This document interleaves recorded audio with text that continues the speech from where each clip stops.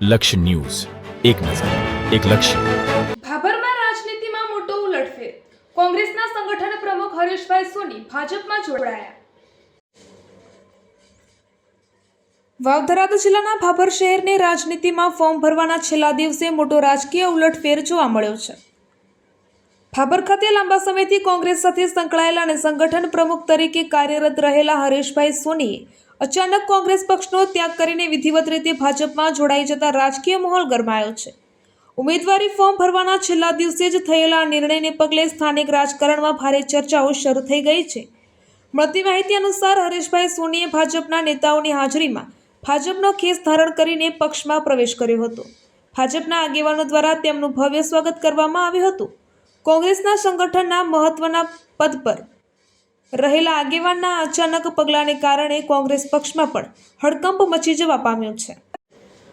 આ રીતે ઉમેદવારી ફોર્મ ભરવાના છેલ્લા દિવસે થયેલા રાજકીય પરિવર્તને ભાભરની રાજનીતિમાં ચકચાર મચાવી દીધી છે.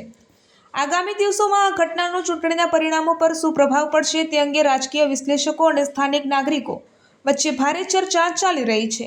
અત્રે ઉલ્લેખનીય છે કે સવારે 9 વાગે કોંગ્રેસના ઉમેદવારી ફોર્મ ભરવા માટે રેલીમાં જોડાવા માટે મીડિયા તેમજ શહેરીજનોને આમંત્રિત કરનારા અને કોંગ્રેસની રેલીનું પ્રસ્થાન કરાવનારા હરેશભાઈ સોની માત્ર ગણતરીના કલાકોમાં ભાજપમાં જોડાતા આશ્ચર્ય પામે તેવી વાત છે. અહેવાલ ગોપાલ કે પૂજારા, ભાભર, વાવથરા.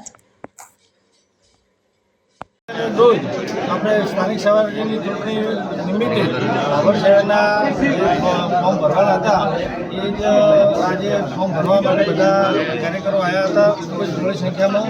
એ સમયે આજે ભાભર શહેરના કોંગ્રેસના કાર્યકર એવા હરેશભાઈ સોની આપણા ભારતીય જનતા પાર્ટીની વિચારધારા અને નરેન્દ્રભાઈ મોદી સાહેબના કામથી પ્રેરાઈને ભારતીય જનતા પાર્ટી ખૂબ જ સક્રિય કાર્યકર્તા છે. ભાભર શહેરમાં ખૂબ સારું કામ કરી રહ્યા છે. એમની વિચારધારાના હતી કોંગ્રેસની, એને છોડીને આપણી પાર્ટી સાથે આજે જોડાયા છે. એમને અમે સ્વૈચ્છિક રીતે જોડાયા છે. એમનું ભારતીય જનતા પાર્ટી ભાભર શહેર વતી ખૂબ ખૂબ હાર્દિક સ્વાગત કરું છું. અમે સાથે મળી અને શહેરના ખૂબ જ સારા વિકાસના કાર્યો થાય એના માટે પ્રયાસ કરીશું.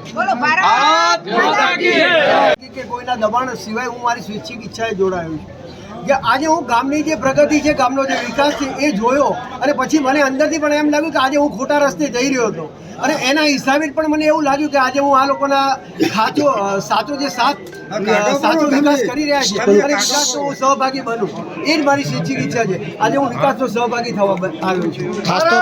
ખાસ તો તમે આટલા ટાઈમથી કોંગ્રેસમાં હતા તો ભાજપમાં જોડાવાનું મુખ્ય કારણ શું? મુખ્ય કારણ કે જે મેં વિકાસ જોયો છે અને બિલકુલ એ લોકોની એક સાચી વિચારધારાના હિસાબે હું જોડાયો છું. હમણાં 10 મિનિટ પહેલા તમે કોંગ્રેસની રેલી અંદર જોવા મળ્યા હતા. એ શું હતું કે મારે થોડું કામ હતું એના હિસાબે હું હતો ને મારા ખભે એ લોકો પરાણે ખેસ નાખ્યો.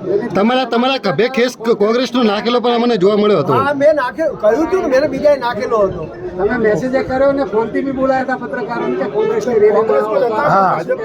પણ મારી પછી વિચારધારા બદલાઈ ગઈ કે હું આજે ખોટા રસ્તે જઈ રહ્યો છું. મારી પોતાની સ્વૈચ્છિક ઈચ્છા. ઓકે. ભારત માતા કી જય.